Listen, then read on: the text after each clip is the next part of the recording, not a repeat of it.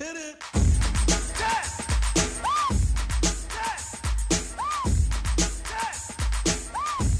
This is Marsh and Milton. Welcome back, everyone. Don't forget, we do put our Take Two segment at the end of the show up on YouTube any day of the week. You can check it out, tsn1150.ca, and also go to YouTube, search tsn1150/YouTube/internet things. Let's get right to it. We are running short on time, as always. Today, it is Take Two. Let's dig in. Blazers CJ McCollum liked an article that was tweeted out suggesting that the Blazers should trade him. He responded to the article by saying, the article stated our backcourt was too small to contend in the West. I favorited it to remember the statement, I trust, I love being in Portland and a member of the Blazers. Why do we care so much when athletes favorite an article about themselves? Because this is the exact same thing that Steven Stamkos got absolutely dumped on for. Yeah, but Steven Stamkos is coming to Toronto. I know that. Because he liked it. I wasn't questioning. That's not the question. Okay? Which means McCollum is going to be traded because he liked it. If I'm a professional athlete, as much as they ignore what they said about them and they don't care, they have to see stuff sometimes and not have time to read it or to view it like the average person, and they go, oh, I want to come back to that later. And they favorite it. Also, what watchdog community is looking at what individual athletes are favoriting every second of the day? Because he didn't have this thing favorited for more than probably a couple of hours, and somebody jumped on it and said, oh, so you want to leave? And he was like, no, that's not a thing I was saying. It is just a couple of days after he got messed up by the coaching staff in Portland by not putting him on the game sheet, though, so maybe.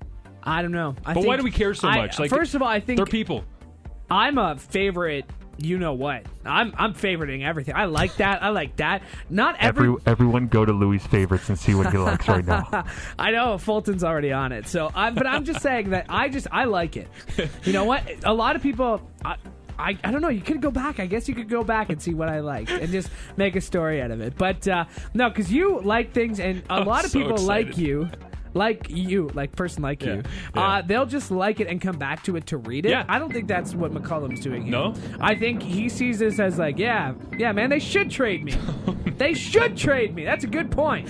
I'm so excited for the horror stories that's going to come out of people going through your favorites right now. Geez. At Louis Butko on Twitter if you'd like to visit I've liked 4,905 things. Have fun sifting through that, everyone. I've liked more things than I've actually tweeted. Second today in Take Two for you.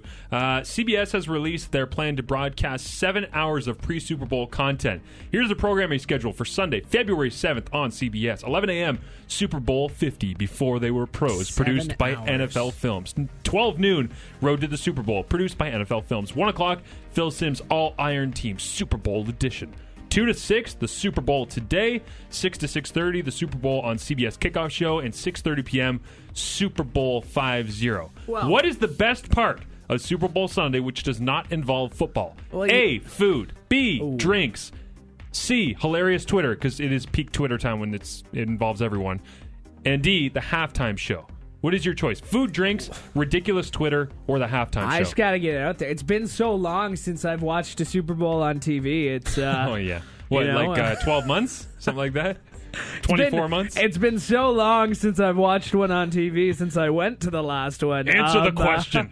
No, you know what? I'm not a halftime show guy. I'll usually you talk leave glowingly about Katy Perry because every day. I was there and it was amazing. But you know what? I love the commercials. I love the food. I love a couple of adult beverages while I'm enjoying the game. It's the whole day. It's the excitement. It depends on what you're doing, right? It depends on who you're hanging out with. It depends what the plan is, what the atmosphere is like. If you go to a restaurant or a bar, that's fine too. I love the whole thing. It's a great day. 7 hours. I will probably watch. So which one do you choose? 1 hour. Food, drinks, hilarious Twitter. Or halftime show? Probably the food. Yeah, I do too. I agree. It's got to be the food. Because food for this is like the Grey Cup where you show up and it's like you have platters, you have things that you usually wouldn't eat, and you're like, you know what? Yeah. Screw it. It's Super Bowl Sunday. I'm going to eat what I want, and I'm going to enjoy it. Like I said, it's been so long since I've seen a Super Bowl on TV. I don't even know who played. Quick quiz for everybody out there listening. What is the best food to have on Super Bowl Sunday?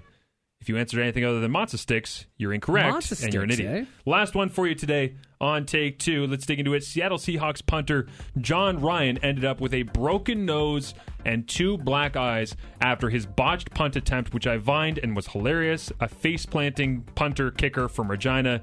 There's nothing really better that you could possibly see in video format. That wasn't Sunday's wild card game, but he's managed to keep a sense of humor about it. He says it didn't really hurt, Ryan insisted Wednesday via John Boyle from the team's official website. It probably doesn't help that it was frozen for 4 hours. It didn't hurt. It doesn't hurt now, and I'm too dumb to feel pain. Last question on this abbreviated version of Marsh and Milton. Louis, what is the dumbest way you have ever inflicted pain on yourself? I can go first if you need a moment to decide. Sure. I was a little kid. I had rollerblades. It was 8 a.m. I had just gotten a nice hockey stick the night before. Yes. A perfect brand new Leafs-themed hockey stick. Skating around in my driveway, up and down. Had a very long driveway, going up and down and using a tennis ball as kids do.